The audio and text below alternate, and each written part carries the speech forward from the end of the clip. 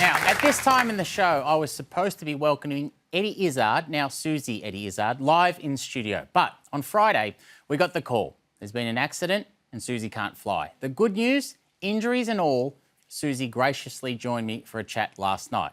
If you don't know Suzy's work, here's a taste. Dun, dun, dun. Well, who is this?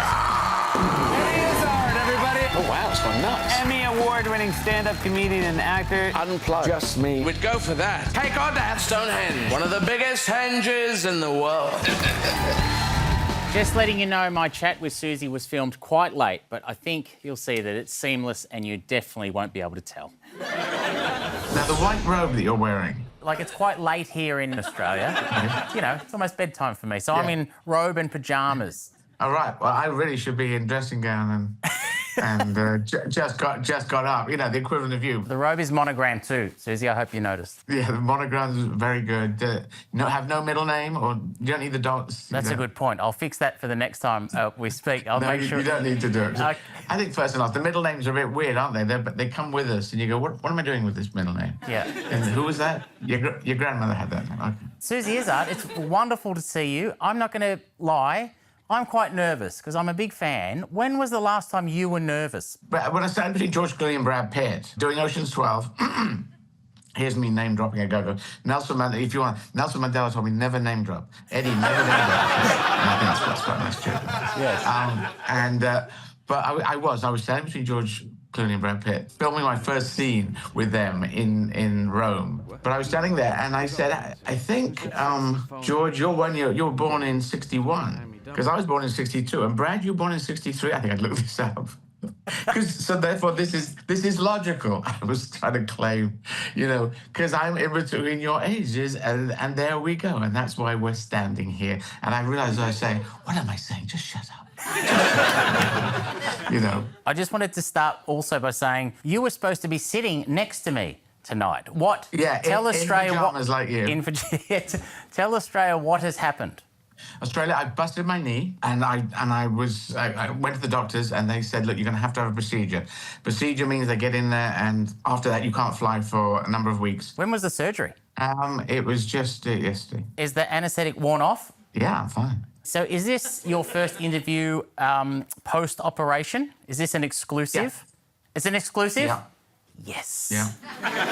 Put up the graphic. Thank you. So we are rescheduling this. We're picking them up and moving them across. Now, I'm here to talk about Hamlet, which I'm coming to Australia in June and July. My Hamlet, which is a solo Hamlet, 23 characters. Yes, all you. You're playing all 23. Yeah, and sold 50,000 tickets around the world. I'm very proud to be bringing it to Australia. That's in June and July, and now I'm going to pick up the I'm very sorry for this happening. I really didn't want this to happen, but we're going to reschedule to May, just before the June and July Hamlet. So Australia's going to get this very unusual thing. If you buy tickets for both, you will see me doing the two streams of my thing, which is quite unusual, doing surreal comedy, Python-esque influence over there, and then drama. And I'm just following Shakespeare, because he went from comedies to his dramas, and I, too, have gone from my comedies to my... I'm keeping them going at the same time. I haven't been to Australia since COVID, just before COVID. So it'd be nice to come back. Speaking of COVID, I think this is the first time I've done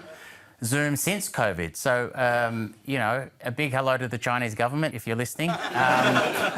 It was a crazy time. It was. I take you on Zoom. It's better than not getting you at all. So I really appreciate it. We have got used to this. Yeah. We have got used to it. And I have put my Emmy in a very settled position there. I was trying to hide it, actually. And I was trying to be very subtle because it was just... But it is... It's the only one. I've got two, but I don't know where the other one is. Suzy, can I say this? I love that you tried to hide the Emmy, but were more than comfortable to let me see the rubbish bin in the corner over your other shoulder. I love that. That's where the other one could be. No, that's... Suzy, you perform in multiple languages, French, German and Spanish. Absolument, je peux parler en français, je peux improvisieren en français. Auf Deutsch, ich kann meine Show reden auf Deutsch. Und jetzt mein Selbstvertrauen, my self-confidence auf Deutsch ist sehr gut. And in Espanol, I'm going to be touring next year. I've already played in Madrid and Barcelona quite a lot. And mein Espanol, no. Mi Espanol no es fantástico, pero mi confianza, mi mismo es It's fuerte. I have this strong self-confidence that I can do the comedy. The comedy is important. The language is less important. Right. You'd think it's they do a Spanish type of comedy, a German type of comedy, an Australian type of comedy. Australian comics can play all around the world.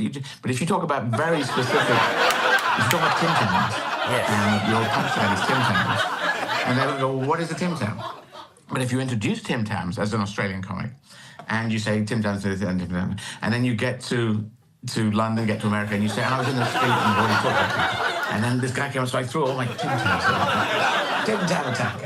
And then you've used it as a story element, just like you can normally. So if you introduce it as a story element, it works. But if you just use it as a punchline with no introduction, those things will not work. So, well, there's tip for the kids. You're talking to a comedian who struggles with English, Suzy. So I'm in awe. Suzy, I read somewhere that, in your opinion, George Lazenby, the Aussie, is the best Bond. No, not the best. It was a really good one. Okay, where would you rank him, Suzy?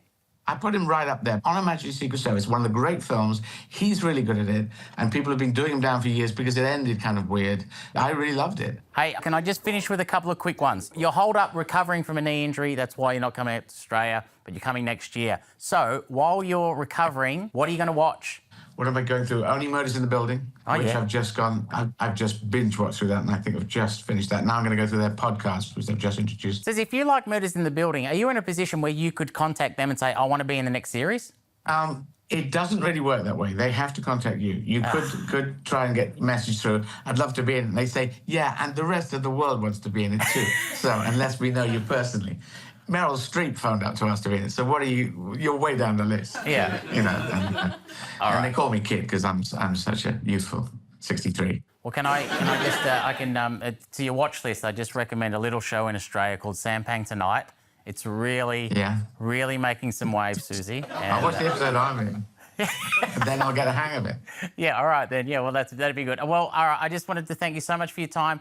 Get well soon. Go eddieizard.com for details, but everyone will be done. But May. I'm coming back in May. So sorry, can't fly the next few weeks. We'll see you next year. Cheers. Bye. Check out Suzy Eddie Izzard in person when Hamlet tours next year.